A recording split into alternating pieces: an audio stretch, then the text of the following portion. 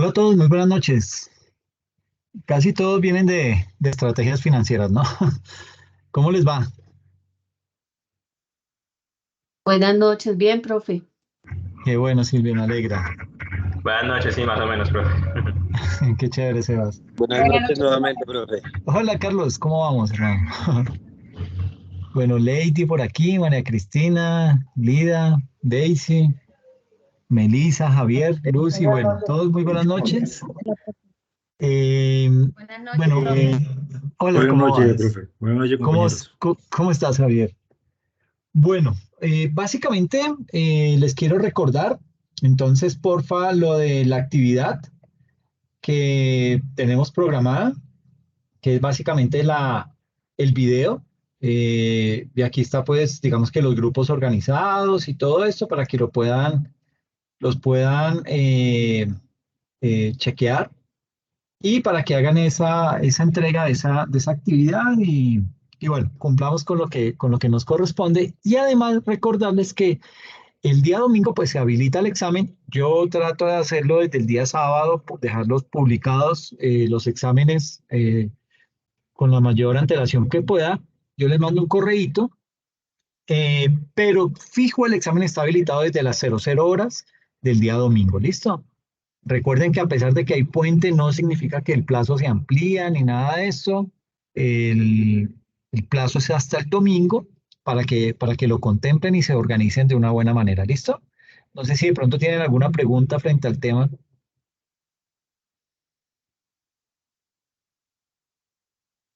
Por mi parte, no, señor. Listo, perfecto, No, qué profe, bien. ninguna. Ok, perfecto, muchas gracias. Entonces, pues nada, vamos a arrancar con la temática.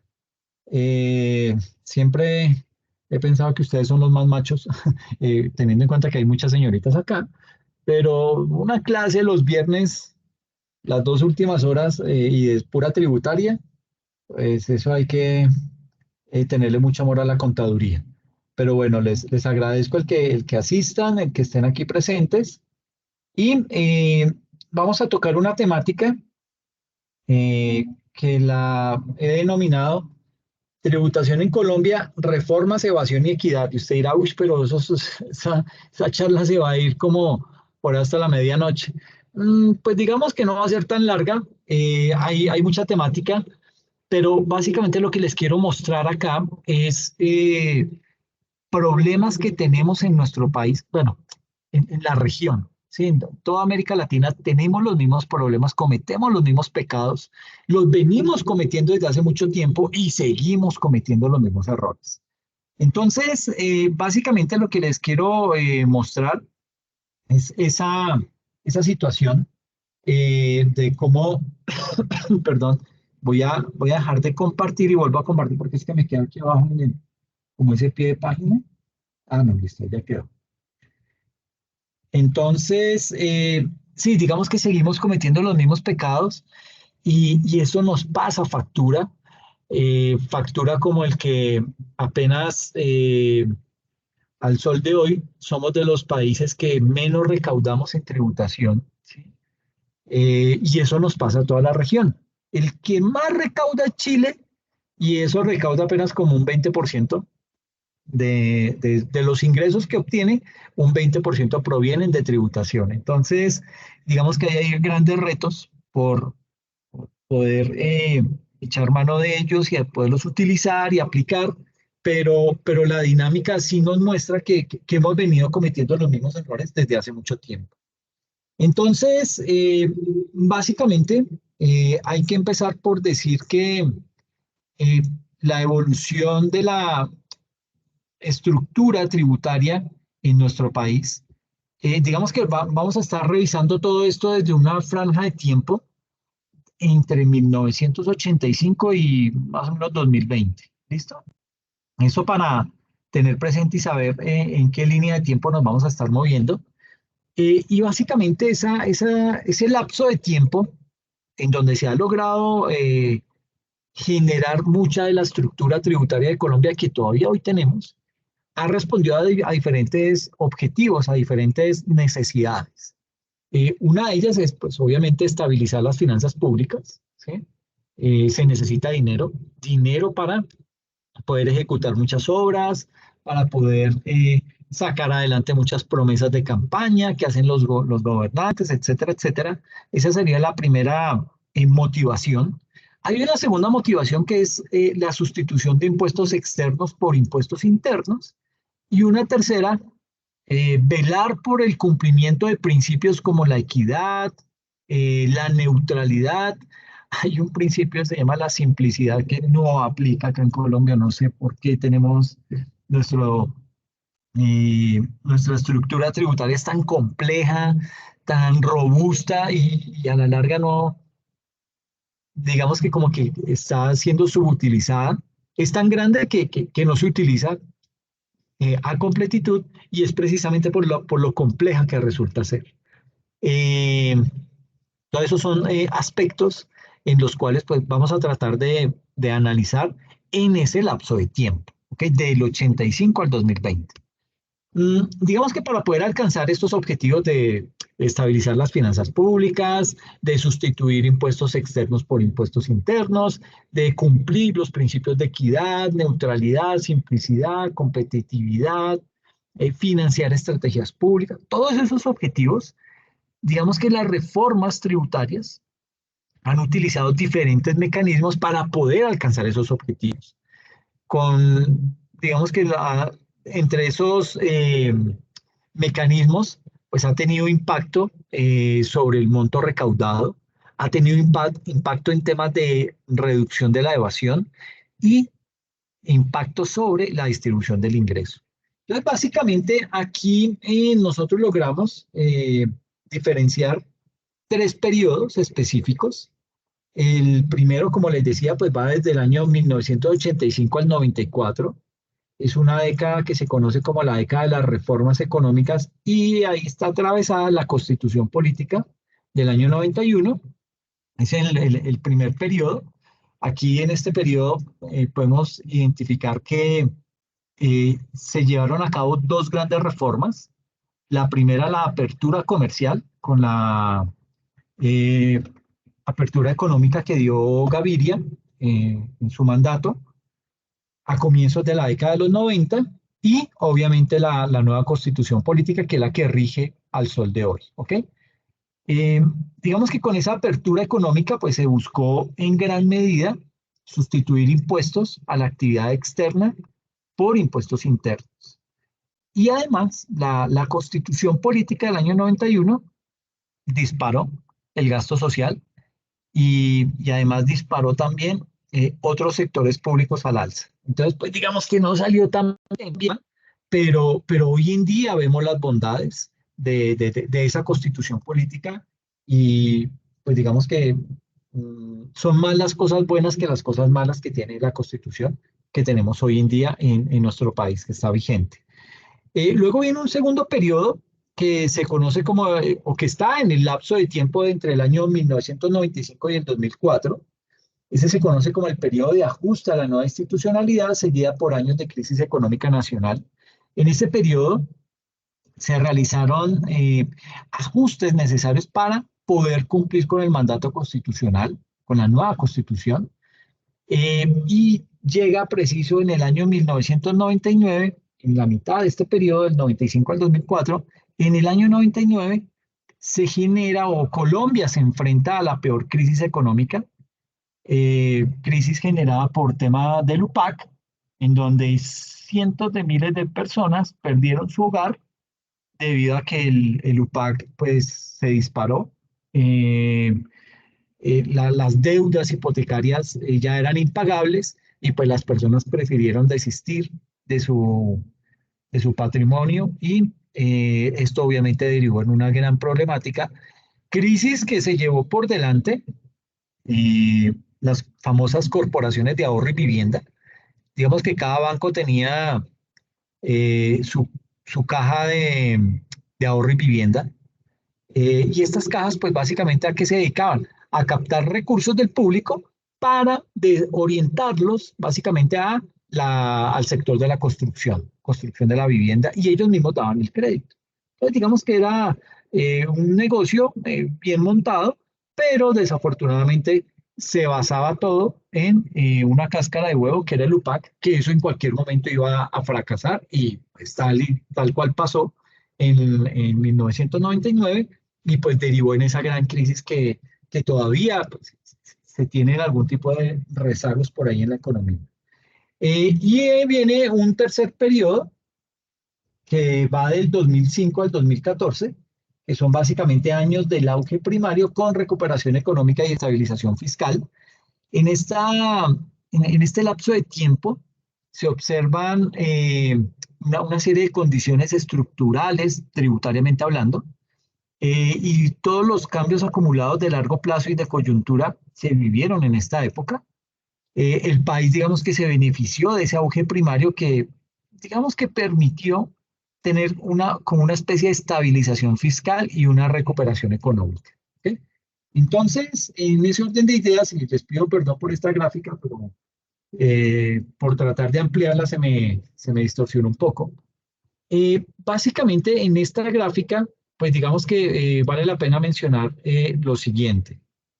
Es una gráfica muy robusta por toda la información que tiene, pero si usted se da cuenta, aquí tenemos el primer periodo, digamos que esto está referenciado por los periodos que les mencionaba, el periodo de reforma del Estado y apertura, luego que va del 85 a 1994, luego viene el periodo de ajuste y crisis,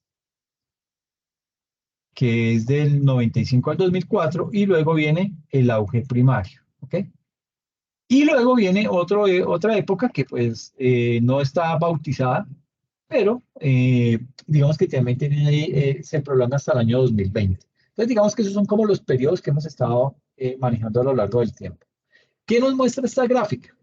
En primera instancia nos permite medir lo que es en términos del porcentaje del PIB, obviamente ver qué tantos impuestos se recaudaron en cada uno de los periodos, en el periodo de reforma del Estado y apertura, en el periodo de ajuste y crisis y en el periodo de ajuste primario, pero adicional, en la parte derecha de sus pantallas, tenemos el recaudo per cápita en millones de pesos constantes a base del año 2019.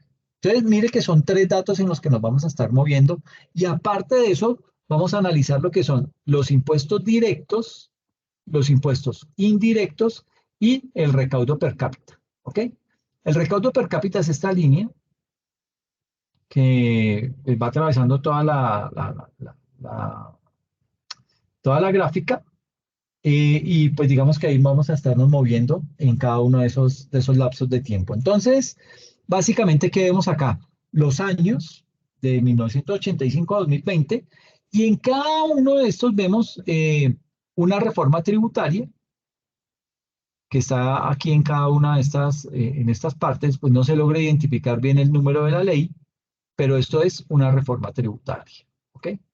Entonces, mire que somos campeones en crear reformas tributarias con con mucha agilidad, ¿sí?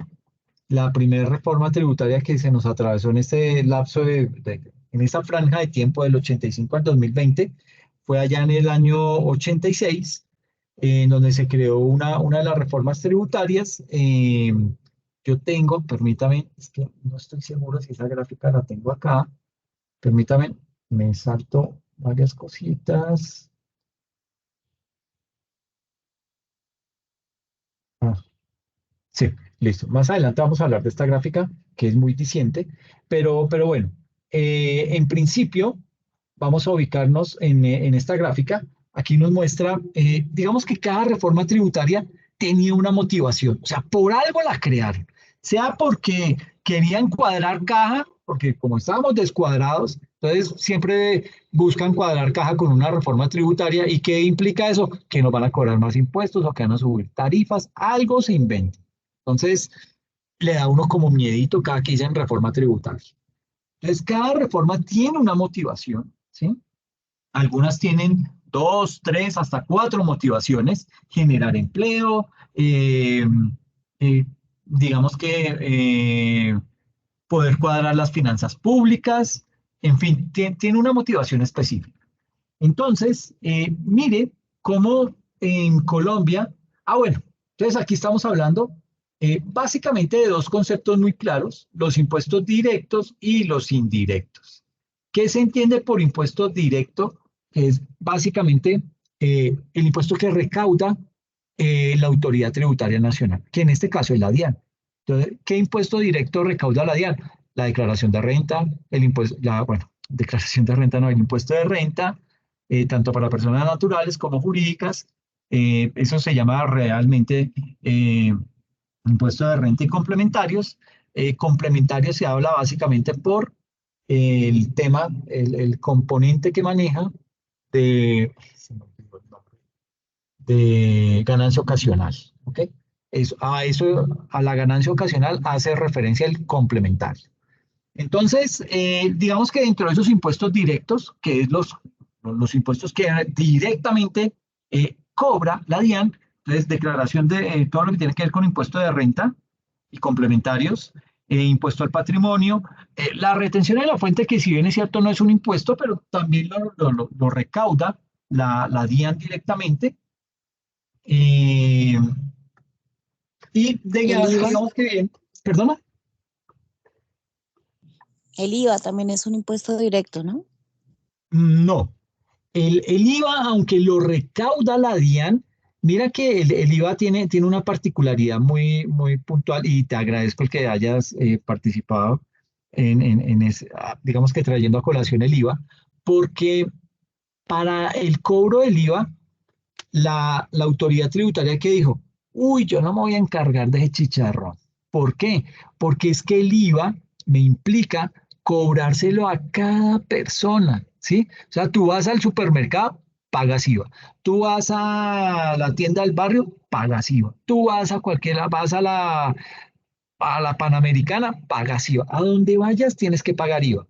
Entonces la DIAN dijo, uy, no, yo no me voy a encartar con eso, yo voy a delegar esa función en unas personas naturales o jurídicas que cumplan con unos requisitos y ellos son los que van a recaudarme ese IVA y luego me lo transfieren. Por eso tiene la calidad de impuesto indirecto, porque es un impuesto que no recauda en principio la DIAN, sino que hay unos intermediarios que son los que lo recaudan y luego se lo transfieren al Estado. Es lo mismo que pasa con el gravamen a los movimientos financieros. Eh, Eso lo pagamos todos con nuestras transacciones, pero es el banco el que lo recauda y luego se lo transfiere directamente a la DIAN. ¿Esto qué hace? Que le salga más barato el recaudo de esos impuestos a la DIAN. ¿Ok? El impuesto más chévere de toda la gama de impuestos que hay en Colombia es el gravamen a los movimientos financieros, porque no le cuesta un peso a la DIAN cobrarlo, porque toda la gimnasia la hacen los bancos y luego el banco se lo transfiere directamente. Son 10 billones de pesos que le llegan anualmente al gobierno nacional sin tener que mover un dedo. Entonces, pues bajo esa óptica, eso es un buen negocio, ¿sí? Cosa que no pasa con el impuesto sobre la renta, con el IVA, con temas de retención en la fuente, impuesto al patrimonio, la famosa y sinvergüenza normalización tributaria, etcétera, etcétera. Entonces, digamos que esa es el propósito que persigue el término directo e indirecto. ¿Ok? Entonces acá básicamente estamos viendo por cada año cuánto se recaudaba tanto de impuestos directos como de impuestos indirectos. Entonces, para tener un propósito, para tener un objetivo sobre cómo vamos a interpretar esta gráfica, voy a borrar todas esas líneas. Básicamente aquí en el año 85 vemos cómo del total de impuestos que se recaudó, que fue apenas del 7.6% en porcentaje del PIB, ¿sí? Para que tenga una idea, hoy en día el porcentaje del PIB está en el orden de los 1.400 billones de pesos. Entonces, imagínense en esa época, apenas estamos recaudando 7.6% del PIB, lo estábamos recaudando en impuestos. De esos, el 3% eran impuestos directos y 4.6% eran impuestos indirectos. Y esa fue la constante, básicamente, casi que en ese periodo de estado y apertura, en donde perdón, en ese periodo de Estado, en ese periodo de reforma y apertura, en donde mire que no se salían de ahí. Lo máximo que llegó a crecer en ese lapso de tiempo, del 85 al 94, fue los impuestos indirectos, se llegaron a recaudar 4,8% del PIB en el año 92. ¿Ok? Y a nivel de impuestos indirectos, cuando más se recaudó fue en el año 1988, que se recaudó 5,6% y 5,6% en el 93. Básicamente, mire que se recauda más por impuestos indirectos como el IVA que por impuestos directos como el impuesto sobre la renta. Eso es malo. Y es malo porque dependemos mucho de impuestos que, digamos, por esa falta de control por parte de la DIAN, por no querer hacerle un seguimiento individual a cada colombiano para que pague el IVA. Y digamos que aquí voy a hablar mucho del IVA y del impuesto sobre la renta como para tener un impuesto directo y uno indirecto. Entonces, para no hacerle ese seguimiento y tener que estar detrás del ciudadano de a pie, lo que se hace es que se nombra a esas personas, sus intermediarios, que se conoce como sujeto pasivo de derecho, esa entidad designada por la DIAN para que recaude el IVA y luego se lo transfiera al Estado. Esas entidades, pues digamos que al momento de recaudarlo, se lo trasladan al Estado, pero mire que se recauda más a través de ese tipo de impuestos que a través de los impuestos directos, en los cuales pues uno diría, bueno, son más del control juicioso de la DIAN, pero nos damos cuenta por niveles de recaudo que no es así, que se recauda más. Ay, mire, ahí se me estaba pasando este periodo se recaudó 5,9 y en este otro periodo, mire, 6%. Ah, pero aquí ya estamos en ajuste y crisis. Ok, perdón, me estaba desfasando. Estamos hasta aquí, hasta este periodo. Entonces, en ese orden de ideas, esto es muy malo. Habla mal de nuestro sistema tributario porque, digamos que se muestra la incapacidad que tiene la DIAN para poder para poder obligar al recaudo, al cobro de impuestos que por ley, pues ha sido dotada la DIAN para desarrollar esa actividad. Entonces, siempre hemos estado recaudando muy bajo nivel de impuestos. Mire, arrancamos el año 85 recaudando 7,6% del PIB y al 2020 estamos recaudando el 14,6%. Es decir, casi que duplicamos el nivel de recaudo, pero para eso nos tardamos del 85 al 2020. ¿Cuánto hay? 20 años del 2000. 35 años. Exactamente, 35 años, casi una generación. Entiéndase, una generación se mide cada 40 años. Entonces, casi que nos toma una generación poder duplicar el nivel de recaudo de impuestos en el país. Y frente a eso, pues digamos que debería ser mucho más el nivel de recaudo en cuanto a que nos abrimos al mundo en temas económicos, ¿sí? Se suponía que íbamos a hacer más negocios, pero lo que pasa es que fueron los de otros países más industrializados y se aprovecharon de Colombia. Empezamos a vivir flagelos como el tema del narcotráfico, ese ingreso de dinero a grandes raudales de dinero que estaban fluyendo en nuestra economía, eso disparó la inflación. Entonces, digamos que ese tipo de cosas en esas épocas nos afectaron muchísimo y dañaron y golpearon demasiado la economía nacional. Entonces, aquí básicamente en ese periodo de reforma del Estado y apertura, miren nomás que ahí se llevaron a cabo 1, 2, 3, 4 y 5 reformas tributarias en tan solo 10 años. En 10 años, 5 reformas tributarias. Terrible. No sé qué otro país puede decir ese tipo de cosas, que hacen una reforma tributaria cada 2 años. Eso habla mal del Estado.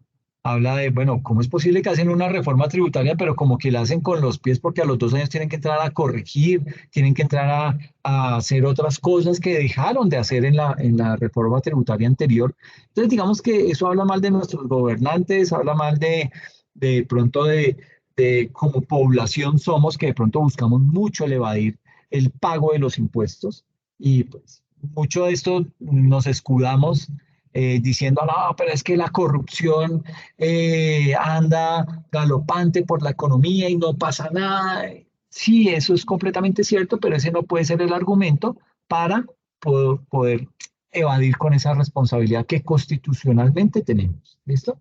Luego viene una época de ajuste y crisis, que es básicamente una época en donde la guerrilla se armó, la guerrilla ya empieza a tener negocios con el narcotráfico, digamos que empieza a tener mucho más efectivo, mucho más dinero, ya compra armas más sofisticadas.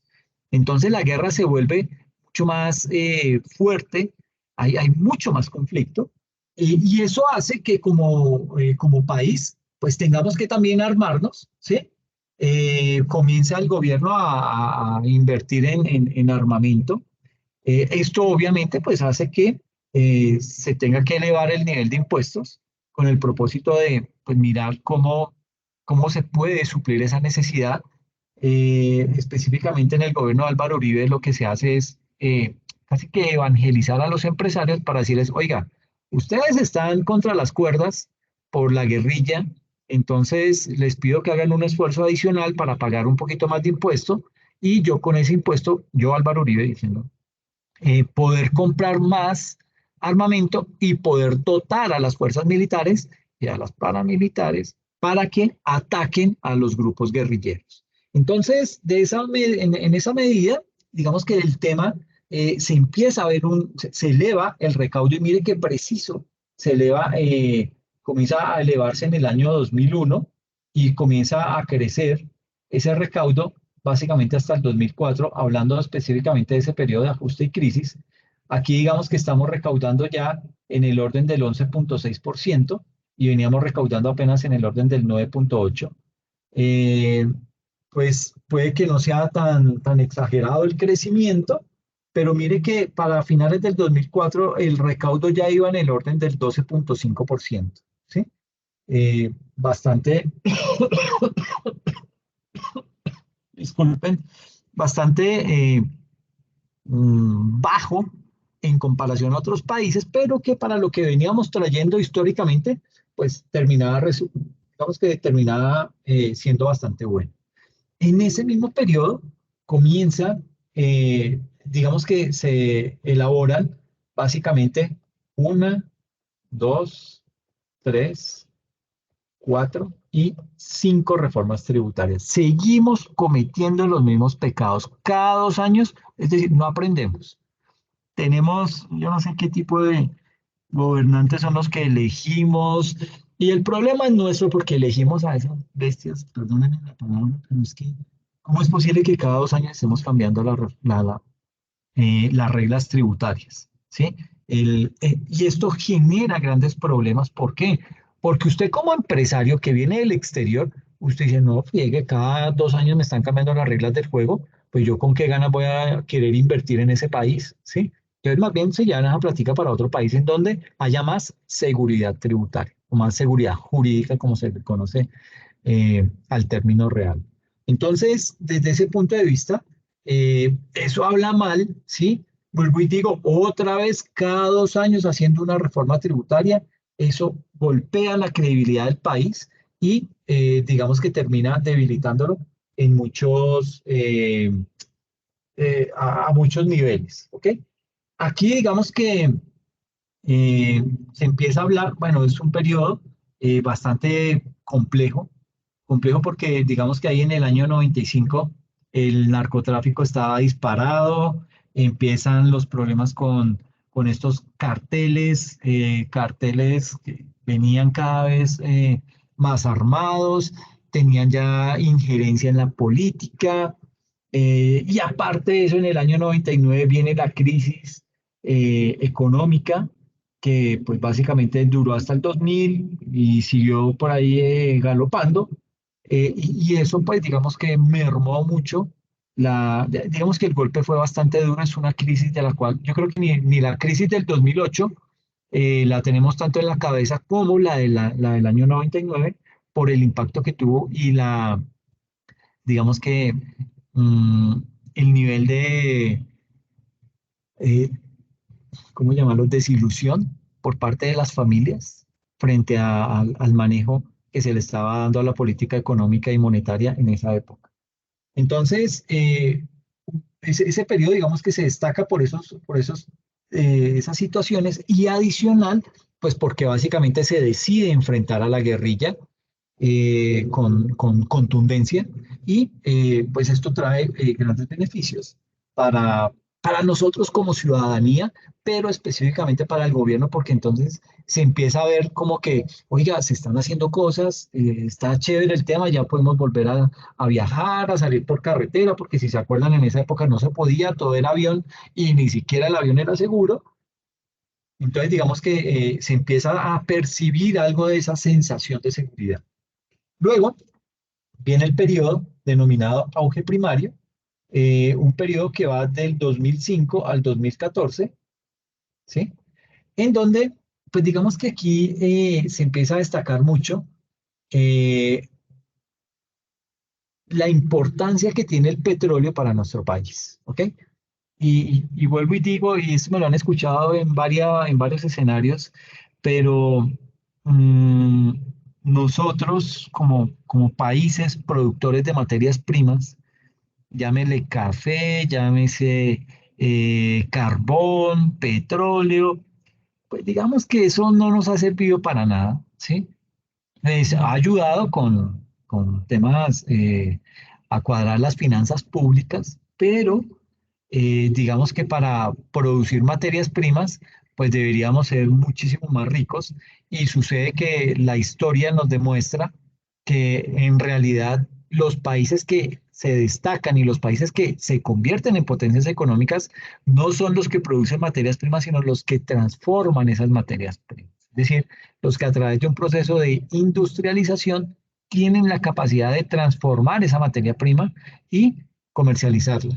Y es así el caso, como siempre lo he dicho, Colombia produce café, pero seguimos siendo pobres. ¿Y quién compra ese café? Básicamente Suiza. ¿Y Suiza qué hace? Suiza es potencia. ¿Por qué? Porque transforma ese café en diferentes tipos de productos, ¿ok? Y esos son los productos que ellos comercializan. Entonces, no se necesita tener materias primas, se necesita es tener industria para poder progresar como país. No sé si alguien tiene un comentario aparte del tema, si de pronto quiere debatir frente a eso o si quieren exponer alguna idea, como para que no sea yo solo el que hable. Profe, yo estaba pues prestando especial atención en esta parte porque es como mi tema de trabajo, el asignado.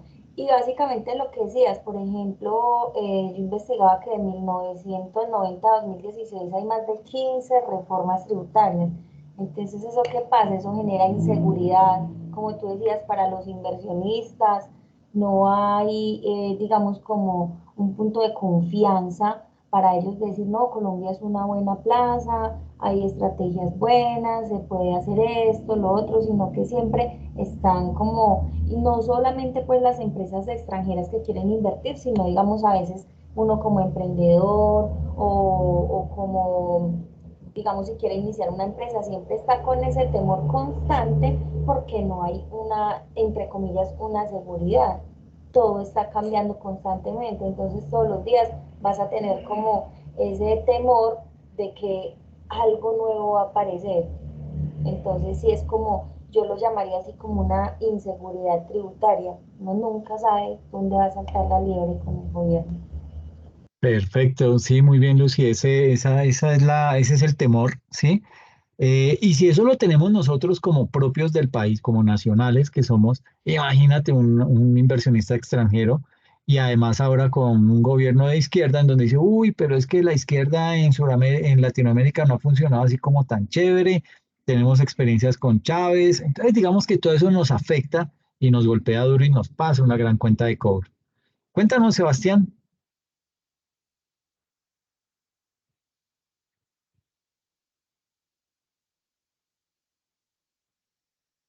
Profe, buenas noches de nuevo. Sí, ¿Cómo quería vamos? resaltar como un punto que me parece un poco pues, interesante.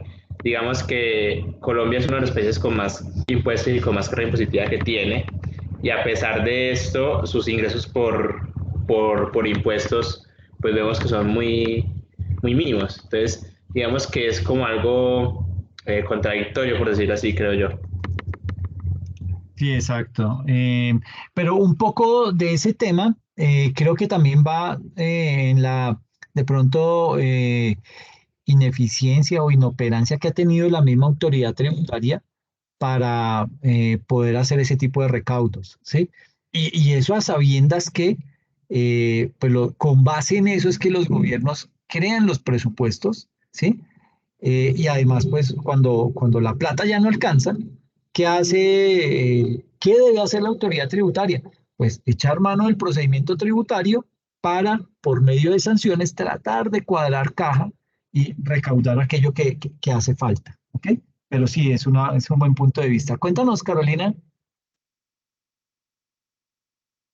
Buenas noches, ¿cómo compañeros y estás? profesor. Bueno, yo tengo un tema muy parecido, que es que la política fiscal puede fomentar la estabilidad económica.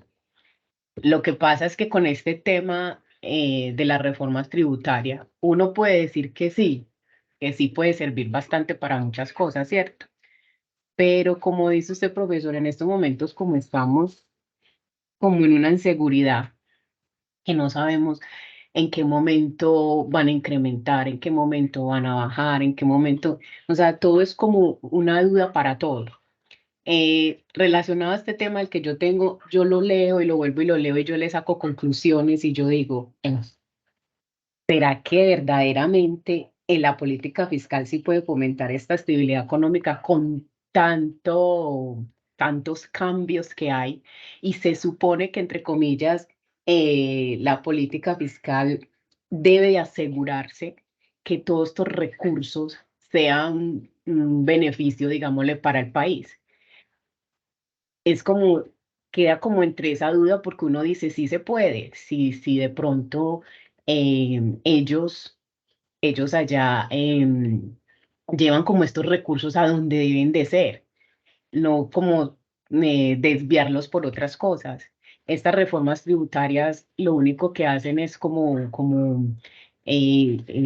cada día bajar más. Mire ahora con la que están, que para esos de los mecatos, que para la buena salud, o sea, le sacan de todo para buscar impuestos. Digo que si un niño, digámoslo así, sufre pues de obesidad, bueno, como todo lo ha dicho por las nutricionistas y todo, pero, pero si ese niño, o digámosle que si una familia solamente tiene como para darle unas papitas a los niños, para, digámosle, para un algo, y ahora con este incremento, sí se puede dar. Ya ahora el niño va a tener que dejar de comer porque no tiene con qué darle a los papás, porque es un incremento que no se espera en un producto que es todo el tiempo. Y en mi conclusión, eso sería como para las empresas pues digámosle que un flaqueo, porque también pueden haber personas que van a despedir solo porque no va a haber la producción de esa marca, de esas papitas que más gustaban y ahora quedó súper caro. Entonces es como que todos estos temas van como cogidos de la mano y uno piensa, ¿hasta dónde vamos a llegar? Exacto, sí. Y es que mira que tú tocas un punto bien importante y es el tema de la frecuencia con que se sacan reformas tributarias y la lectura que uno le da a esa gran cantidad de reformas tributarias es que los gobiernos de turno solamente se afanan por crear una reforma tributaria para obtener recursos para su periodo de mandato y el resto, como dice un amigo, que se pudra en el infierno porque pues tendrá que mirar él cómo va a buscar los recursos para poder gobernar. Entonces, como que da la sensación que el presidente de turno lo que hace es mira él cómo mata sus pulgas como pueda, ¿sí? a través de una reforma tributaria, de 2 reformas tributarias, hasta de 3 reformas tributarias, como pasó en el periodo de, creo que fue en el de Samper. Entonces, ese tipo de situaciones dice uno, bueno, ¿por qué no piensan en una, siéntese, todos esos sinvergüenzas del Congreso de la República, a, a estructurar una reforma tributaria completamente clara, buena, que le sirva al país, pero que sea fácil de entender por el contribuyente y no que sea un armatroste, hay un Frankenstein que arman cada año, cada 2 años, para poder mirar cómo logran recaudar algo más de dinero. Y que eso es básicamente, para mí, desde mi óptica, la mayor debilidad que se tiene. Cuéntame, Lucy. Profe, mira, sí, reforzando como todo eso, o sea, es como si no se preocuparan en afianzar instituciones como modernizando reglas fiscales, sino que lo que acabas de decir, se afana, el gobierno de turno se afana, a veces son esas reformas uno no termina de entender una y ya tiene que estudiar la otra, entonces son impactos que generan incertidumbre y eso pues es ocasionada como por todos esos cambios recurrentes en la tributación. ¿Y qué pasa? La incertidumbre no es amiga de la inversión. Y si no hay inversión, no hay consumo. Entonces es como, no sé, alguien, ay, que alguien se parara ya a decir, hay que buscar una estabilidad de reglas tributarias, pero no simplemente, bueno, ¿de dónde vamos a sacar plata? Vamos a mirar. Y lo primero que se les ocurre, sin pensar mira lo que decía mi compañera, yo pienso, muchas personas no han pensado eso, pero quizá esto genere inseguridad alimentaria, o sea, muchas cosas que de verdad se ponen a pensar los gobiernos de turno, como tú lo acabas de expresar, simplemente impactemos, pero impactemos de manera negativa, porque no piensan más allá, sino simplemente hágale reforma porque necesitamos cuadrar caja, como dices tú. Ok, Lucy, muchas gracias. Cuéntanos, Carlos.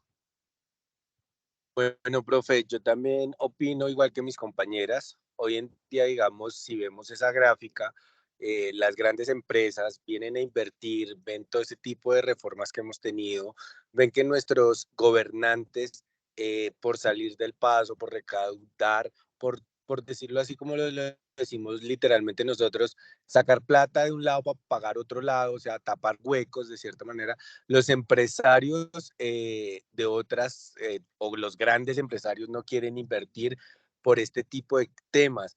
Colombia se está quedando atrás en ser un país con una potencia mundial, porque podíamos ser una potencia mundial, podamos ser un país desarrollado, pero debido a todo este tipo de reformas que hemos tenido a lo largo del año y todas las que hacen falta, porque pues de cierta manera aquí todos nuestros gobernantes han decidido gobernar por sí solos, nunca se han, digamos, apoyado ni se han puesto a pensar más allá, sino piensan en el periodo actual en el que estamos. Ellos solo están pensando en el día al día, salvarse en prácticamente sus pellejos.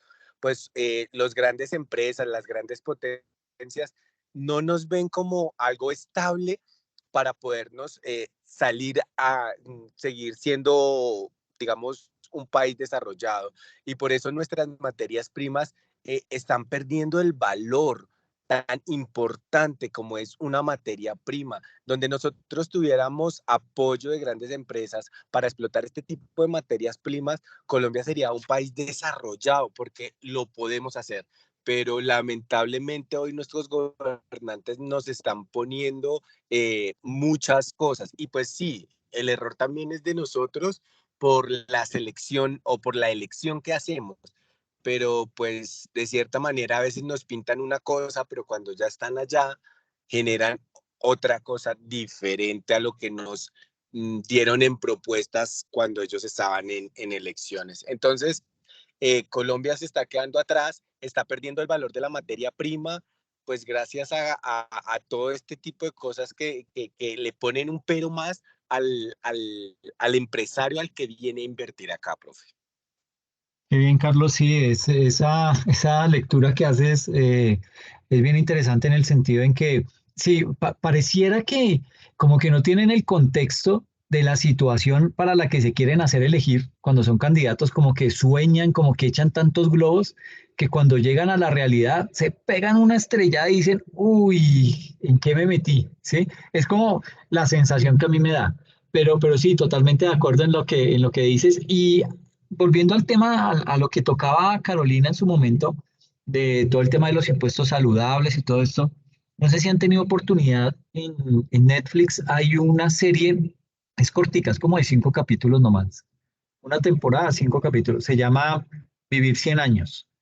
Y ustedes dirán que yo veo mucha televisión, pero es que hay buenos programas ahí. Vivir 100 años. ¿Y qué hace esa serie? Investiga eh, lo que se conoce como las zonas azules, que son zonas geográficas en donde la población vive más de 100 años. Y digamos que desde ese punto de vista termina siendo bastante bueno en el sentido en que con temas saludables, con buenas dietas, con una serie de ambiente que tienen en esas localidades, la gente logra vivir más de 100 años. Eh, digamos que un caso ejemplar ahí lo mostraban como un caso de éxito, era Singapur.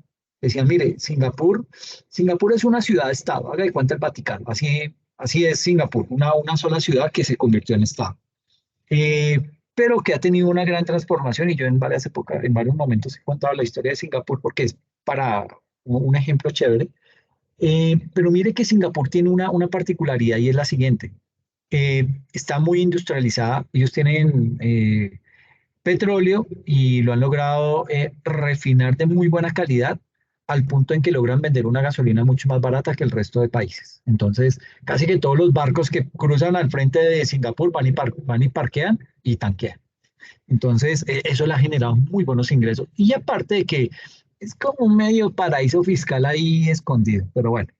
Eh, pero a donde quiero llegar es tener carro en Singapur, man, es un lujo tremendo. Haga de cuenta que usted compra un carro, póngale que el carro que tiene le costó 100 millones de pesos. Para poder, bueno, porque no es solamente comprarlo, ¿sí? Digamos que Singapur no fabrica carros, ¿sí? Sino los importa. Entonces, el solo hecho de importar un vehículo ya sube el costo. Entonces, imagine que el carro vale 100 millones de pesos. Pero para usted poderlo sacar, tiene que pagar 100 millones de pesos anuales como impuesto. Y aparte, tiene que pagar como una sanción por la contaminación que va a generar más o menos del orden de otros 100 millones de pesos. Es decir, el carro, para que usted lo disfrute realmente, tiene que pagar casi que 3 veces el valor del vehículo. Obviamente, allá no hay trancones, porque no todo el mundo tiene plata para comprarse un carro. Las vías pues son chéveres, pero digamos que todo lo han orientado. Entonces, eso hizo que tuvieran que cambiar la infraestructura vial y darle más prioridad a las bicicletas, a espacios peatonales, y esto está redundando en que las personas, como tienen que hacer más ejercicio, viven más. Y aparte, tienen toda una política de subsidios en donde le dicen a usted, mire, lo llaman subsidio de cercanía. ¿Y en qué consiste? En que básicamente, si usted quiere acceder a un subsidio para una vivienda, le dan la plata de una, le dicen, mire, tómela ya. ¿A dónde va a comprar? Ah, no, yo quiero comprar en tal lado. ¿Y a dónde viven sus papás? Ah, no, ellos viven al otro lado de la ciudad. Le dicen, no, señor, entonces no le doy subsidio. Yo le doy subsidio si usted vive, si usted compra cerca a sus padres, ¿ok? Y tienen unas métricas para dimensionar cuánto le dan. En la medida en que usted viva más cerca a sus padres, le aumentan el subsidio. ¿Por qué? Porque de esa manera el Estado dice, mire, yo le doy a usted subsidio de vivienda, pero me desentiendo de cuidar a los adultos mayores, porque para eso están ustedes como hijos, para que los cuiden, estén pendientes de ellos y todo este tipo de cosas. Entonces, mire que sí se pueden hacer políticas públicas bien pensadas, ¿ok? Pensando en el medio ambiente, pensando en cuidar a la población, pensando también en temas de sostenibilidad y de cuidado del adulto mayor. Entonces, yo creo que hacia allá tendríamos que empezar a apuntar muchas cosas. Cuéntanos, Lida.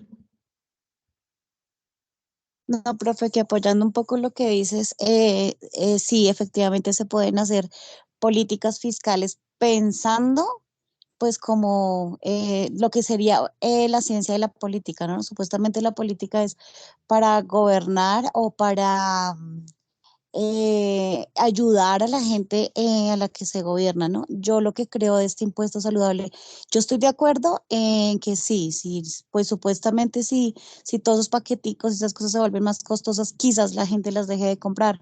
No lo veo tan viable, pero lo que pasa es que debería ser una intención genuina del gobierno. Yo no creo que genuinamente el gobierno lo esté haciendo para cuidar la salud de los colombianos. Yo lo que creo sí es que necesitan recaudar muchísimo dinero por todas las cosas que ya no, para no volvernos tan repetitivos, pues todas las cosas que ya estamos viviendo económicamente en el país. Yo no creo que la intención de ellos sea genuina. Qué chévere que la gente los deje de comprar, que ya la gaseosa se disminuya, aunque bueno, eso unas por otras, ¿no? Yo sí pienso que la gente que trabaja en las fábricas de gaseosas, pues eso puede incluso afectar el equilibrio y la estabilidad laboral de mucha gente si se disminuye el consumo de todo esto. Pero entonces, así como el ejemplo que tú das de Singapur, donde pues genuinamente sí está el deseo de un gobierno de que pues venga, yo no voy a tener la capacidad económica de velar por los abuelitos, por sus papás, usted hágalo. Y yo invierto en una casa para usted y usted hágalo. Pero sí pienso que este gobierno, y no este gobierno de izquierda, izquierda, derecha, los que sea, ellos no hayan legislado con una intención genuina del corazón de pensar en la gente que gobiernan, sino definitivamente pues en el recaudo de todo el dinero que necesitan para sus intereses personales o políticos más bien. Entonces, es ese el tema, que yo no siento que esto sea una intención genuina de pensar en la salud de los colombianos, sino, o bueno, de pensar en los colombianos, sino en otra cosa, y ahí es donde pagar impuestos es tan duro en este país. Yo estoy muy de acuerdo contigo cuando dices que pues no se puede volver una excusa, que no, que es que la plata se pierde, que hay corrupción, no paguemos impuestos. No, claro, la gente lo paga, nosotros los pagamos, quienes declaramos renta lo hacemos, pero no lo hacemos digamos, o sea, lo hacemos con tristeza, lo hacemos con dolor, y muchos empresarios que buscan dentro de sus planeaciones tributarias o la manera de tratar de no pagar lo que se debería pagar por el descontento que hay en todos. Entonces yo sí pienso que no hay una intención genuina del gobierno para hacer todas sus políticas fiscales. Ok, sí, es un buen punto el que tocas, pero bueno, y ya te doy la palabra, Melissa. No sé si Carlos de pronto también quiere hablar, ya les doy la palabra. Pero frente a lo que tocas, Lida, ¿tú consideras que de pronto el hecho de hacer que las personas consuman menos, qué sé yo, vayámonos al punto de las gaseosas, eso puede redundar en una disminución de recursos? Es decir, eh, cuando las personas dejan de consumir un producto de estos, puede ayudarle a mejorar su estado de salud y por ende podemos dejar de gastar tanto como Estado en temas de salud. Sí, claro, profe, es que yo creo que sí, la finalidad, que no es un deseo genuino del gobierno, te repito, la finalidad es buena, digamos que yo sé que es bueno. Además, eso que tú dices de que el Estado invierta tanto en la salud, yo, bueno, no quiero desviarme de tema porque yo no creo que el Estado invierta mucho en la salud, y si no, no estaríamos en el problema en el que estamos. Yo sé que la finalidad del impuesto es bueno, lo que pasa es que no creo en el deseo genuino de que el gobierno diga eso. Además, es que hay muchas aristas, profe. Yo sí pienso que las políticas fiscales deberían estar muy bien pensadas antes de lanzarlas al ruedo. Claro, claro que yo sí creo que esto sí va a ayudar, pues si la gente deja de consumirlo, porque, profe, ya las bebidas azucaradas habían subido, no tanto como va a subir ahora, pero yo recuerdo que una gaseosa no valía, no sé, 1,5 litros no valía 5.000 pesos como vale hoy en día. Sin embargo, la gente lo sigue haciendo. Yo creo que la finalidad de cuidar la salud de los colombianos va a ser buena. Yo lo que creo es que también debería entonces pensar el gobierno en que si a las grandes empresas, que son las que se van a ver en últimas afectadas, porque pues ya la gente supuestamente no va a comprar más esto, ¿qué va a pasar? Van a empezar a sacar gente, los distribuidores, la gente que trabaja en las fábricas, y eso va a generar desempleo. Entonces, ¿para dónde se va esa gente? Entonces yo sí pienso que, claro, en la salud sí nos vamos a evitar muchos problemas, la obesidad, la gente diabética, bueno, muchas cosas, pero también sí pienso que podemos entrar en cierto, pues la crisis de desempleo que puede venirse al, pues, disminuir el consumo de todo este tipo de cosas. Entonces, no veo, veo un poco complejo más bien este tema de los impuestos saludables, aunque la finalidad es excelente. Sí, aunque ya está demandado por varias, por varias entidades, posiblemente se caiga en algún momento, pero bueno, no, muy buen punto, Lida, muchas gracias. Melissa, cuéntanos, Hola, profe, buenas noches.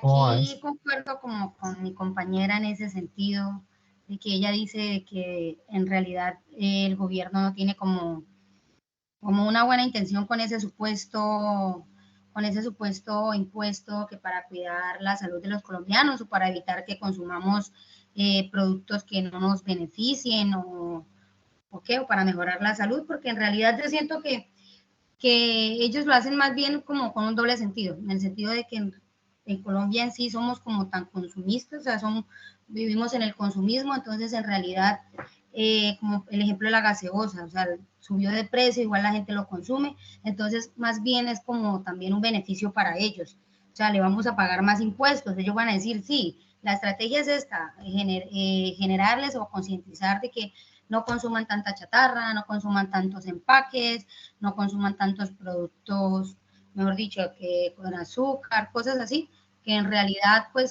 viéndolo en el sentido como lo dice mi compañera, que no siento, igual, yo no siento que sea la finalidad del gobierno, o sea, la finalidad de ellos en sí es esa, o sea, cobrarnos más impuestos porque lo vamos a pagar y vamos a seguir consumiendo lo mismo. Créame que si de aquí al siguiente año se hace un comparativo, después de haber aplicado ese impuesto, el consumismo va a ser igual, yo siento que no va a disminuir en nada porque pues somos así. Ok, sí, simplemente para ir redondeando, sí, vale la pena de pronto analizar un poco también el caso de México. México también cuando empezó a implementar sus impuestos saludables, básicamente en temas de bebidas azucaradas. ¿Por qué lo tuvo que implementar? Porque con el Tratado de Libre Comercio que creó con Estados Unidos y Canadá, claro, se inundó todo México con este tipo de bebidas que crean en Estados Unidos y obviamente empieza a verse deteriorada la salud de las personas. Y de lo más complejo es de pronto los niños, que empieza a verse así afectada la salud. Entonces, esto funcionó en México. Las personas empezaron a adquirir otros hábitos, pero pues sí, la persona que consume, pues es un poco la dinámica que existe, por ejemplo, en los países nórdicos con el alcohol, ¿sí? Usted va y compra una botella de, qué sé yo, de tequila en Finlandia y esa vaina le sale a usted por el triple del valor. ¿Y qué hace la gente? Pues, tal y como lo mencionan ustedes, pues las personas buscan cómo sacarle el cuerpo al pago de ese impuesto.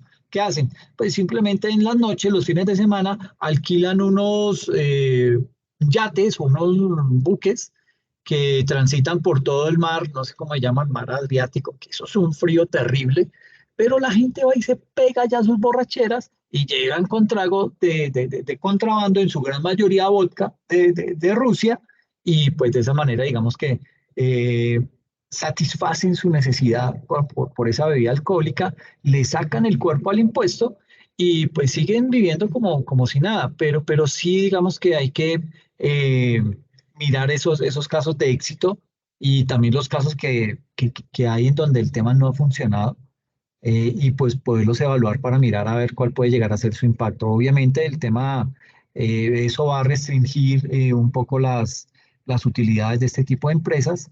Habrá que mirar, pues, digamos que también me imagino que enfilarán baterías hacia temas como el agua, sacar agua con otros productos, pues con el propósito de minimizar la pérdida, pero sí, en Colombia estos productos, sobre todo gaseosas, pues venden muchísimo. Y si usted va y mira, usted yo a veces voy al supermercado y digo, pucha, ¿qué compro? Todo tiene sello, todo tiene 1, 2, 3, 4 sellos. Yo, "Che, el único que no tiene sello, y no sé si se han dado cuenta, es el Milo, que no sé por qué no tiene sello, pero pues, debe ser que es bueno, pero es el único que no tiene sello. El resto todo tiene sello. Va uno a comprar bocadillo y tiene sus 2, 3 sellos. Cualquier producto se encuentra uno y eso como que lo pone a pensar. Gracias a Dios mis hijos ya están grandes. Yo les daba mucha galguería cuando iban al colegio porque era lo más fácil, ¿sí?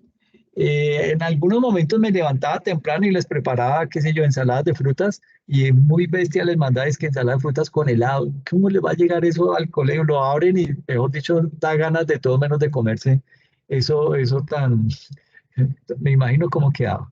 Pero sí, es un poco difícil y pues habrá que mirar a ver hasta dónde llega. Y vuelvo y les digo, eso está más demandado por varias fuentes. Entonces esperar a ver qué pasa con ese impuesto saludable. Pero es chévere que, que cada quien exponga su forma de pensar. Así no coincidamos, de eso se trata, ¿sí? De poder poner puntos de vista.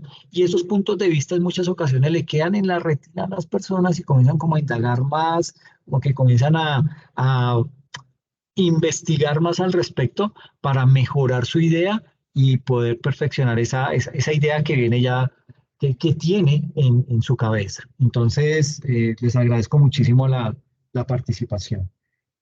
Aquí de esta gráfica me falta, bueno, digamos que el auge primario, entonces como les decía, pues ya se empieza a ver mucho más, se incrementa el nivel de aportes gracias en su gran medida al aporte en renta que hacen las personas jurídicas, las compañías, en pro de combatir la guerrilla y digamos que ahí se empieza a ver ese auge. Y luego viene ya básicamente a partir del 2015 que fue como el pico a nivel de ingresos, y esto fue básicamente por el boom petrolero que tuvimos en esa época, boom petrolero que pues ya como que no se ve tanto en nuestro país. Y hay un componente bien importante, y es esta línea que se denomina el recaudo per cápita, que es esta línea gris que atraviesa toda la gráfica en diferentes momentos de tiempo. Y básicamente lo que hace es lo siguiente, cuando se habla de per cápita estamos hablando por persona. Entonces, se toma el recaudo que se tuvo a nivel de impuestos y se divide por la cantidad de personas que habitamos en el país y eso genera un indicador. Entonces, básicamente aquí lo que podemos ver, y voy a borrar esto.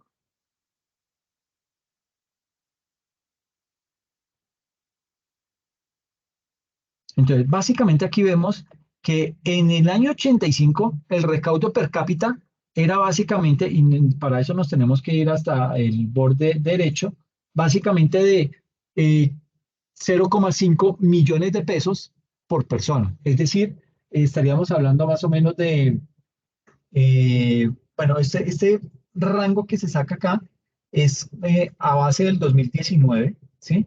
Es en términos de millones de pesos constantes. Entonces, básicamente, ahí en el año 85 arrancamos con un recaudo per cápita más o menos del 0,5 y empieza a aumentar. Mire que a lo largo de más o menos 15 años, casi que se mantuvo muy estable, es decir, venía creciendo, entraba en una meseta, volvía y tenía un medio pico, volvía y entraba otro medio pico y llega como una meseta. Básicamente no es sino hasta el año 2000 en donde viene un pico que eleva ese recaudo per cápita y de ahí en adelante viene una escalada de crecimiento, ¿sí? Pero vuelvo y digo, todo esto se debe a el tema de la seguridad que se estaba implementando en esa época. Y mire que fue básicamente hasta el final del periodo de Álvaro Uribe, en donde se tuvo ese crecimiento tan prolongado, que fue básicamente desde el año 2000, que yo sé que él arrancó en el 2002, pero se prolonga el crecimiento a lo largo de todo el gobierno de Álvaro Uribe y es debido precisamente a eso, a que se ven resultados, a que la gente comienza a creer, a tener confianza en las instituciones y todo esto, y pues, digamos que eso repercute en un mayor aporte a nivel de impuestos. Luego viene el año 2009, en donde pues digamos que cae un poco, pues no es tanto, pero sí se nota aquí un bajonazo después de un crecimiento constante de casi alrededor de 10 años y vuelve y despega. ¿Ok? Despega hasta llegar al pico máximo, que es 3.2 millones per cápita y básicamente no hemos vuelto a llegar a ese pico, a ese nivel de pico. Digamos que solamente lo tuvimos hasta el año 2015, pero en gran medida, reitero, ese pico, se logró llegar a ese pico básicamente por la bonanza petrolera que se tuvo y pues digamos que eso generó o repercutió en el gobierno y en la economía nacional en una buena inyección de capital, porque pues digamos que eso nos permitió ajustar muchas cuentas. Hoy en día, pues ya y tal y como arrancaba la sesión, pues se habla de tratar de acabar con esa gallina de los huevos de oro que es Ecopetrol.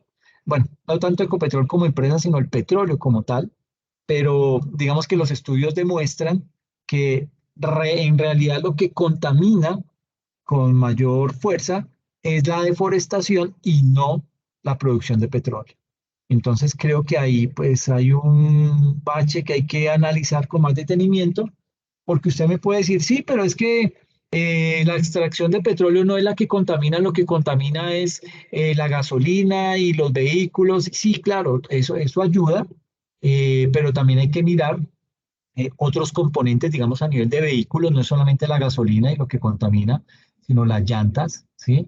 Los líquidos o esos fluidos que se necesitan también para que un carro transite, eso también genera contaminación. Entonces, digamos que habrá que mirar con más detenimiento ese punto para poder tomar una decisión mucho más acertada, porque de pronto estamos matando la gallina de los huevos de oro que no es, ¿ok? Deberíamos estar mirando otros componentes para ver realmente qué es lo que sí nos está afectando y con base en eso, pues poder crear una serie de políticas orientadas a eso. Entonces, pues sí, como les decía al comienzo, esta gráfica nos daba para, para mucho tema de la sesión. Eh, Voy a pasar a la siguiente.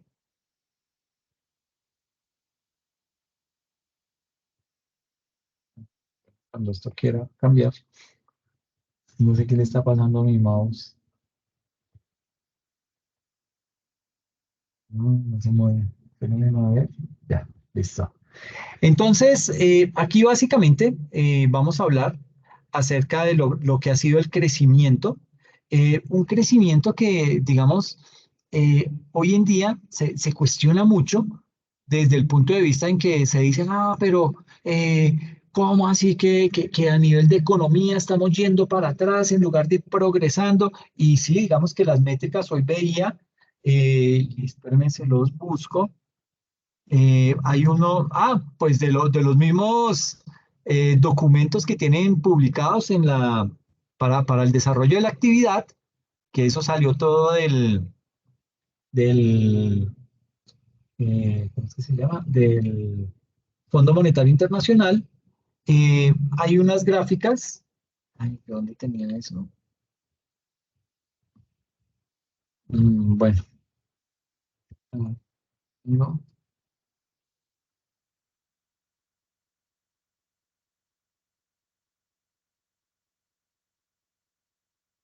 Esperen a ver si así sale, porque es que salían unas buenas gráficas.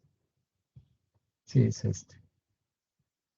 Unas buenas gráficas en donde hacen una serie de proyecciones muy acertadas que permiten poder hacer unos mejores análisis al respecto.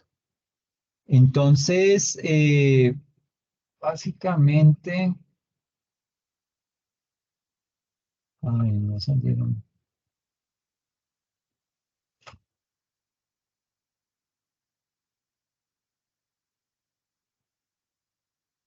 Bueno, básicamente lo que hablan es que por regiones se espera que pues hayan unos buenos crecimientos, pero a nivel de, por ejemplo, la zona euro, se aspira a que crezca del orden del 2% a nivel del PIB.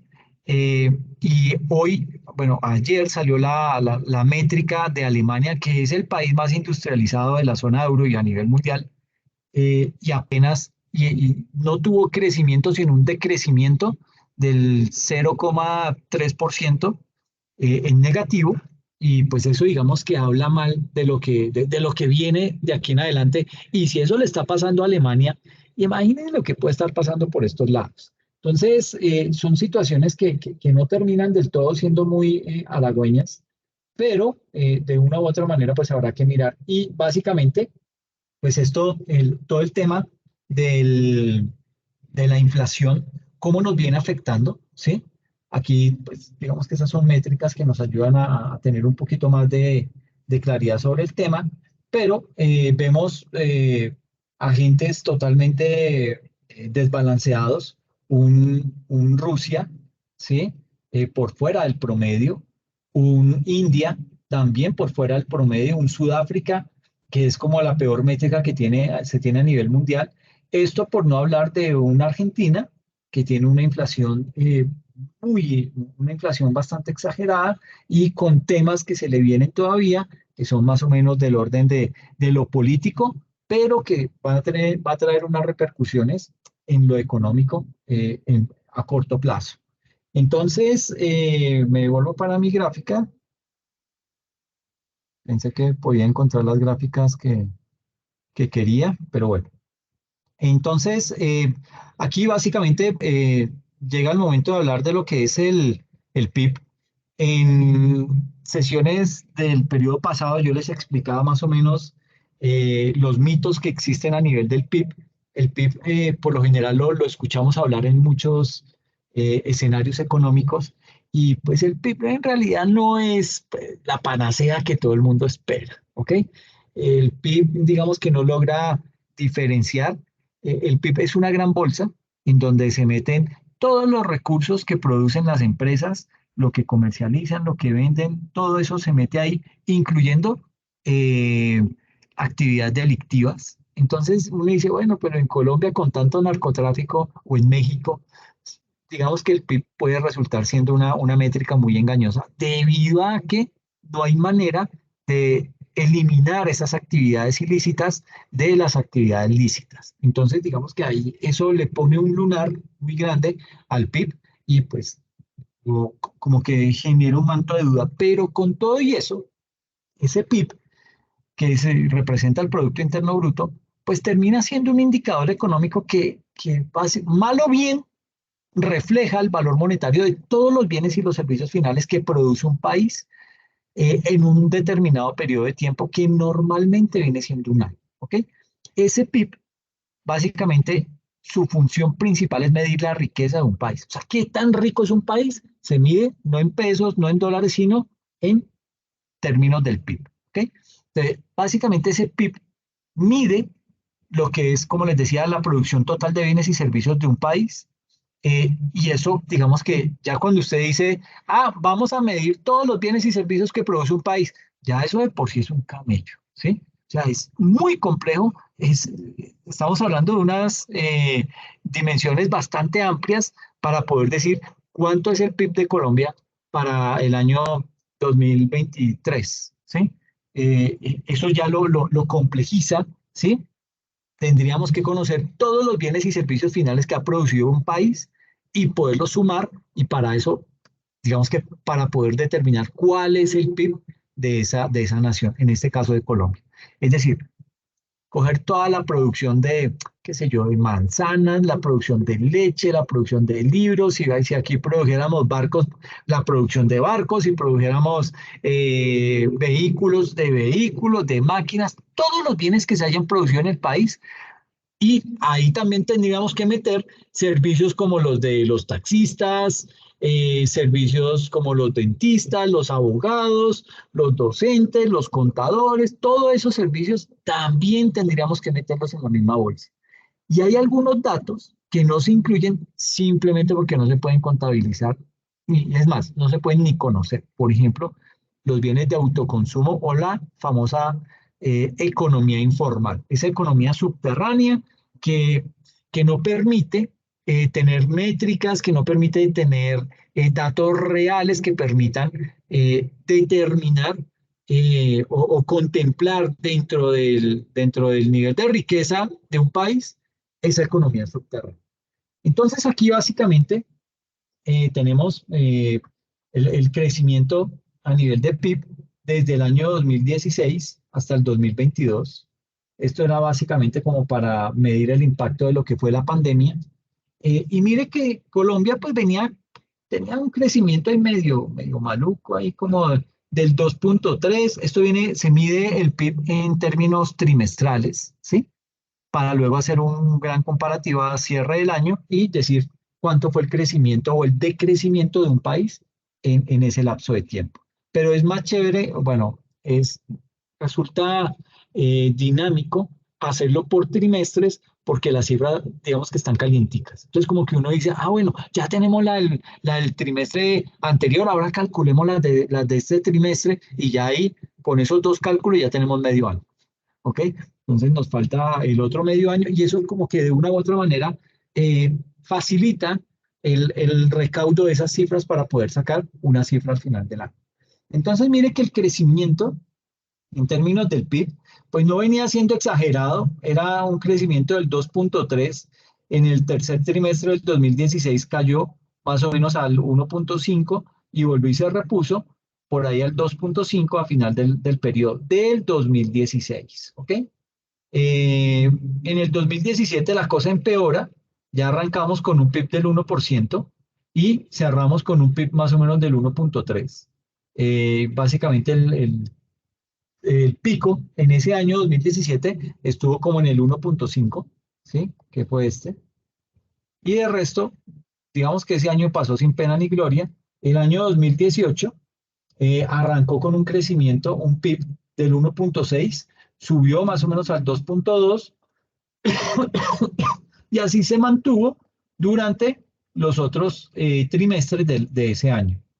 Para el año 2019 crece el PIB al orden del 3.5 y trata de mantenerse en una fluctuación muy baja y casi que cierra en el orden del 3% a nivel de crecimiento. Y ya en el 2020, con todo y pandemia, arrancamos con un crecimiento del PIB del 0,8, pero obviamente con la pandemia y todo, cae es decir, decrecemos al orden de un 17% en negativo para el segundo trimestre del año del 2020. Luego ese crecimiento en negativo se empieza a atacar, se empieza ya para el tercer trimestre, se empieza como a medio abrir la economía y ahí como a paso de sonso andando y medio se iba recuperando, pero seguíamos en términos negativos, más o menos del 8% negativo, y cerramos el año con un decrecimiento del orden del 3 punto algo por ciento, 3.5% ese año. 2020 es el año para olvidar si existieran mecanismos para uno poder decir que quito de cifras económicas. Yo creo que más de una persona le echa mano al 2020 y lo desaparece.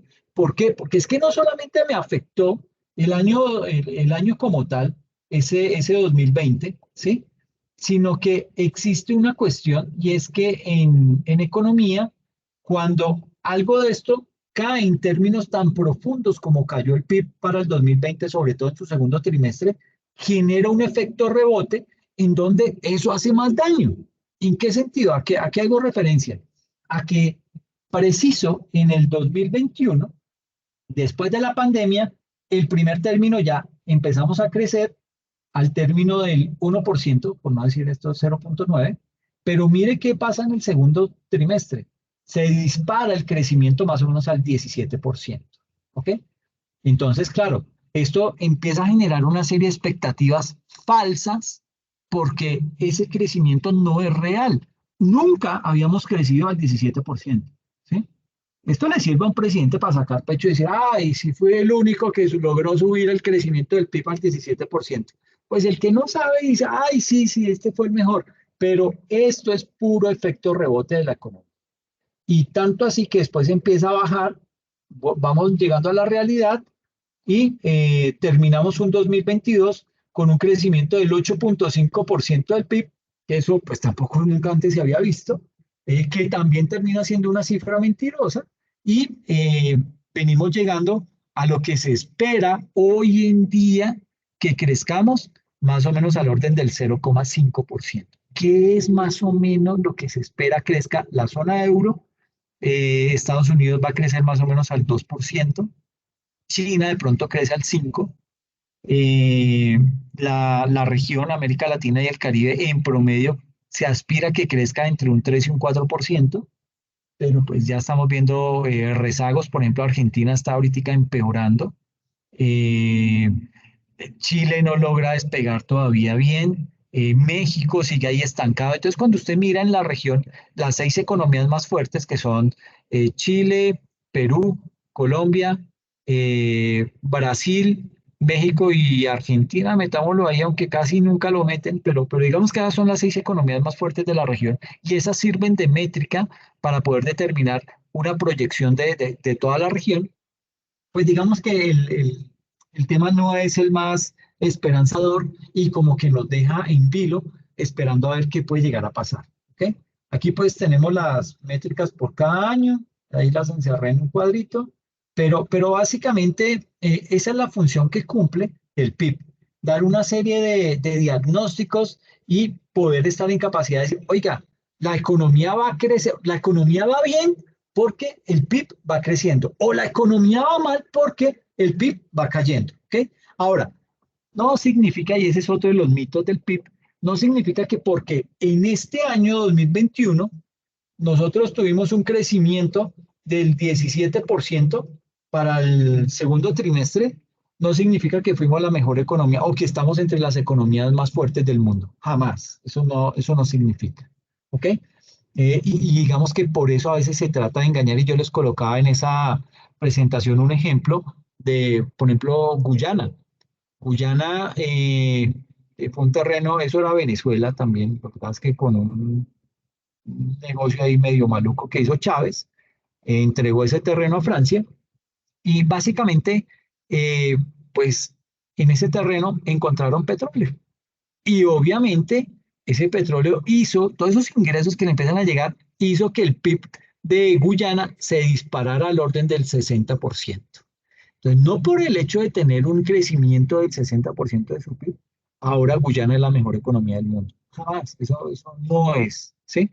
Pero a veces esos datos distorsionan la interpretación, sobre todo de la gente del común, que sin tener una base sólida, pues puede llegar a decir, uy, entonces, puede llegar a tomar una decisión, uy, me voy a ir a vivir a Guyana porque es que allá está creciendo la economía y allá sí puedo conseguir trabajo. Falso de toda falsedad. Si hay país corrupto es Guyana. Y miren nomás en las noticias, bueno, más que en las noticias, casi nadie habla de Guyana, pero si usted se documenta, va a encontrar los flagelos que vive Guyana debido al tema del petróleo. ¿Ok? Entonces, básicamente, y como para redondear este tema, sobre todo el 2022 a nivel del PIB, digamos que ese PIB en esa época terminó cerrando en un promedio del 7%, ¿sí? Y básicamente las actividades que más contribuyen a la dinámica de ese valor agregado son el comercio, ¿sí? El comercio en todas sus dimensiones, tanto al por mayor como al por menor. La reparación de vehículos automotores, ¿sí?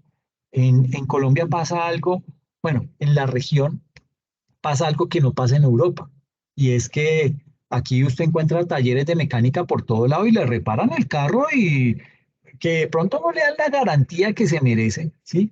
Pero que lo sacan usted el problema, se lo sacan, ¿sí? En Europa no. En Europa usted vaya a una Alemania y se le va el carro, usted tiene que pedir cita al taller para que se lo revisen. Allá le hacen un diagnóstico profundo y le dicen, sí señor, necesitamos que compre tal, tal, tal y tal implementos o tales repuestos, y le arreglamos el carro y le damos garantía de que ese carro le va a durar bien 3 años. Después, unas por otras, ¿no? Pero ¿cuánto se le demora en que se lo arregle? ¿Ok?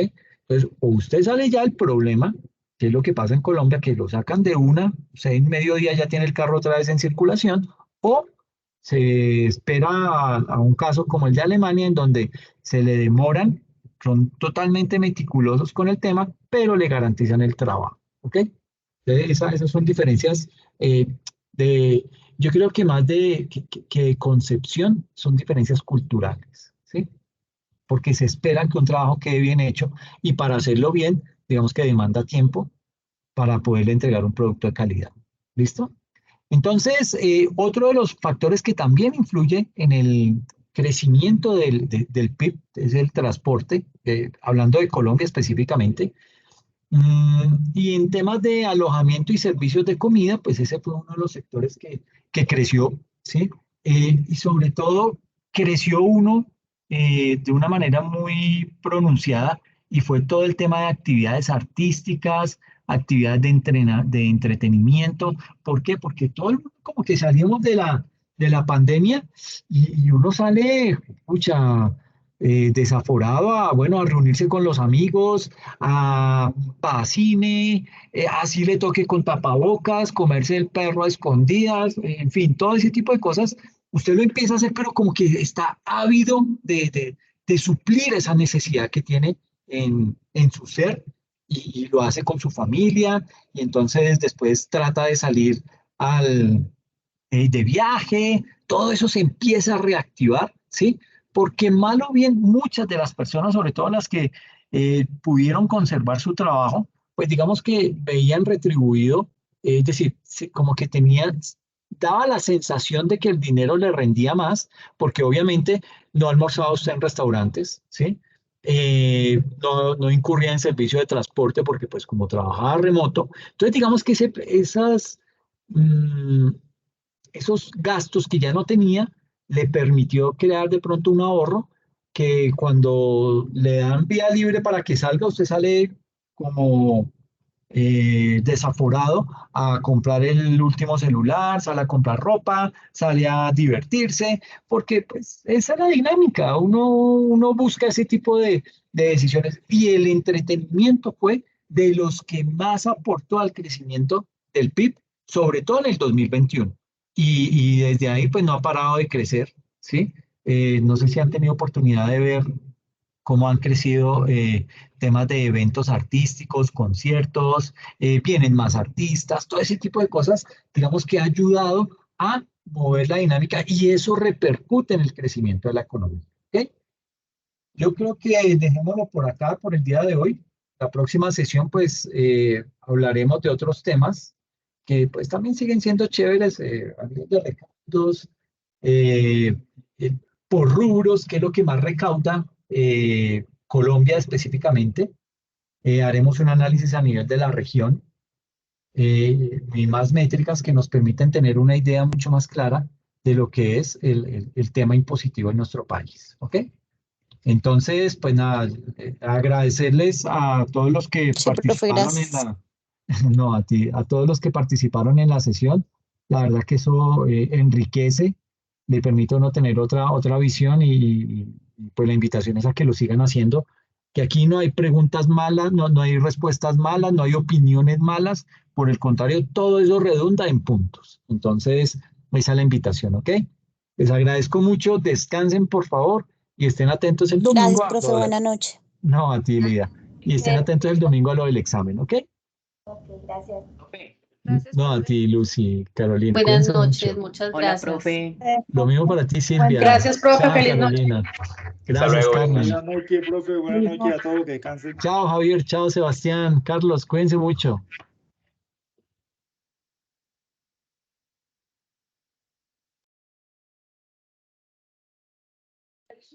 Profe, hola, ¿te puedo hacer una pequeña pregunta? Y Carolina, cuéntame.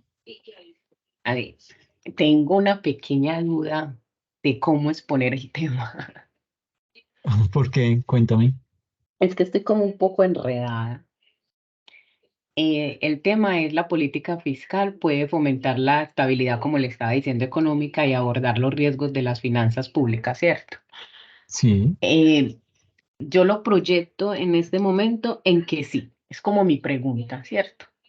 en base de lo que he leído y todo, él habla mucho sobre la pandemia, porque es más que todo es en la pandemia en lo que se pudo recuperar muchos fondos y todas las cosas, porque a pesar de que, como usted lo dijo ahorita, a pesar de que nos encerraron y todo, pero cuando ya empezamos a salir fue algo explosivo, ¿cierto?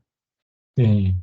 Entonces es como, ¿cómo lo puedo yo proyectar y explicar de una forma que, como usted dice, que lo pueda entender otra persona? Al menos un ejemplo. Pero bueno, digamos que una alternativa buena para hacer una explicación de un tema es de pronto apoyarte en unas gráficas. Digamos que tienes gráficas que te permitan sustentar lo que vas a decir. Sí, o sea, yo me fui como por gráficas, me fui como por preguntas y buscaba pues más de lo que descargué de lo que usted nos dio, pero me iba un poquito más allá. Era como mirar en las gráficas en dónde incrementó, en dónde se bajaron, en los países que en estos momentos todavía no han podido como nivelarse. El tema en sí es que yo estoy un poco enredada porque, ejemplo, dice que los gobiernos han retirado el apoyo fiscal excepcional. Eh, en ese punto, ellos quitaron ese apoyo para el país mientras estuvo en la pandemia. ¿Me repites el apoyo qué? El apoyo fiscal, es que hay un Dice, entrecorte. los gobiernos han retirado el apoyo fiscal excepcional. O sea, en ese punto yo digo, ¿lo retiraron o no lo retiraron? Porque dice que se supone que ellos, pues para mí en la pandemia antes ellos apoyaron a muchas personas como los bancos, que los bancos dijeron a las personas, bueno, los que tienen la deuda, se los vamos a financiar en 6 meses. Claro, dijeron 6 meses, pero a partir del 2021, si usted tenía la deuda de 12 meses, o le quedaba 18 meses, ¿cierto? Ellos tampoco es que perdieron ya mucho. Sí. Entonces digo yo, en sí, a la hora de la verdad, pues ellos no es que hayan ayudado mucho al pueblo, pero el pueblo lo único que hizo fue tratar de recuperarse. Sí, pero ¿será que hace referencia es a las ayudas que le daban, por ejemplo, a las empresas para temas de seguir adelante, de poder seguir desarrollando su objeto social y sobre todo eh, no realizar despidos masivos, que para eso se Ujú. quitaron muchos subsidios? Después llegó el momento en que los quitaron y pues ahí como que uno de empresario siente que esa plática le ayudaba y de un momento a otro pues Sí, se la quitaron. ¿Será hacia allá? sí. Mira, yo me imagino que será hasta ahí, porque dice, en los 3 años transcurridos desde el inicio de la pandemia, la política fiscal ha avanzado mucho hacia su normalización, ¿cierto? Los Sí, gobiernos han retirado el apoyo fiscal excepcional, la deuda pública y los déficits se están reduciendo desde niveles sin precedentes. Entonces es como, exacto. quedo yo ahí Ah, como ahí. sí, ahí hace referencia, Carolina, es a todos esos subsidios que cada país creó para un poco apalear Mm, esa pandemia. Entonces, por ejemplo, en Estados Unidos dieron muchísimo subsidio a nivel de desempleo, ¿sí? Pero también hubo mucho subsidio para empresas, para que no sacaran gente. Cosa muy similar acá en Colombia, hubo muchos subsidios que fueron orientados o direccionados sobre todo al pequeño y mediano empresario, para que pudiera seguir sosteniendo su nómina y pudiera de alguna manera cubrir sus costos fijos mientras estaba cerrado. Entonces, digamos que llega un momento en el que eso obviamente eso genera una alta carga para el Estado, ¿sí? Sus sí, finanzas pues se ven afectadas y ya cuando empieza a desmontar esos subsidios, que eso es lo bueno de ese tipo de subsidios, cuando se empiezan a dar, que tengan una fecha de vencimiento y ya el Estado vuelve y se empieza a recuperar, ¿sí? Porque ya es una plata menos de la que tiene que desprenderse y esos recursos los puede utilizar para otras cosas. Entonces, digamos que ahí empieza como a volver a sentir algo de ajuste el gobierno como tal a nivel de finanzas, desde el punto de vista en que quita esos subsidios que le eso. estaba dando a las empresas puntualmente. O sea que por ese punto fue la alta inflación, digámoslo, entre el gobierno y el endeudamiento que hubo, pues, entre ellos, porque claro, al ayudar al pueblo, tuvieron que meterse en muchas cosas, pero ya después, en el 2021, 2022, en esas fechas, que ya empezaron, entonces por eso es que digo yo que se disparaban, porque claro, empezaron que a subir, que no, que porque el IVA, no, pues el impuesto sube, sacaron muchas excusas subiéndole a todo, hasta ahora pues porque todo le suben ya. Ellos en esos momentos estarán recuperando toda su inversión que hicieron en el pueblo. Pero ahí hay que tener en cuenta, Carolina, que digamos que el tema de la inflación, eh, y digamos que eso pasó en muchos países, no tanto en América Latina, porque en América Latina no se imprimió tanto dinero como sí se imprimió en Estados Unidos y en Europa. Esos recursos que se inyectan de la nada a la economía, eso genera inflación. ¿Ok? Acá en Colombia, digamos que muchos de esos recursos que venían de subsidios, pues ayudaron a disparar a que la inflación creciera, pero lo que verdaderamente disparó la inflación en nuestro país fue el paro nacional. El paro en donde no dejaban eh, entrar materia prima a las empresas y que las empresas sacaran sus productos para la venta. Ese lapso de tiempo en el que hubo ese paro nacional, eso fue lo que más ayudó a que se disparara la inflación en el país. O sea que yo puedo exponerlo de forma no textual, porque no estoy tratando de hacerlo textual. Estoy tratando de hacer como más imágenes gráficas Qué y hacer como chévere. la pregunta y ir como respondiéndolo así en el momento en que Esa es una muy buena metodología, Carolina. Eso me parece mucho más chévere y más interesante. Sí, porque es que si yo me pongo a escribir tanta cosa, a la hora de la verdad estoy hablando lo que encontré y no entenderlo. Yo prefiero entenderlo bien como para mí y hacer más bien la pregunta y yo misma responderla en el sentido en que yo la entiendo. Entonces es más fácil Claro. de no olvidarme, de no enredarme. Y eso le va a quedar a la persona que está viendo el video muchísimo más claro. Exactamente. Por eso lo estoy tratando de hacer así. Por eso es que yo pregunté, porque yo dije, tengo que tratar de mirar este tema porque me enredé en algo y yo dije, no, yo tengo que mirar para yo poder hacerlo como lo quiero hacer. Porque ya lo Sí, tengo, ya tengo todas las imágenes, pero quiero como reforzarlo y mirar a ver, no, entonces tratemos solamente como del pedazo que yo haga mi pregunta como decir, es como hacer la pregunta, ¿la política fiscal puede fomentar la estabilidad económica y abordar el riesgo de las finanzas públicas? Ahí lo dejo como en signo de pregunta. Y mi respuesta sería, bueno, sí, el por qué. ¿Qué se hace? ¿Qué hacemos? ¿Cómo lo podemos lograr? ¿Y qué ha exacto. pasado y qué pasó? Esas son como mis pequeñas preguntas y de ahí ya, eso sería mi exposición. Así. Y con eso es más que suficiente. Ahí tienes tela para cortar. Entonces, sí, yo creo que es una buena metodología y lo que tú dices, de esa forma eh, das a conocer tu punto de vista, que fue lo que realmente entendiste de la temática, pero te aseguro que todo el que vea el video va a captar lo mismo. Entonces, me parece bastante bueno y creo que te va a funcionar muy bien. Ah, bueno, profe. De todas maneras, muchísimas gracias. Me sacó de una No, duda. a ti, muchas gracias. Bueno, pues Dios lo Bueno, que bendiga. estés Muchas bien. gracias. Que descanse. Gracias, lo mismo. Chao.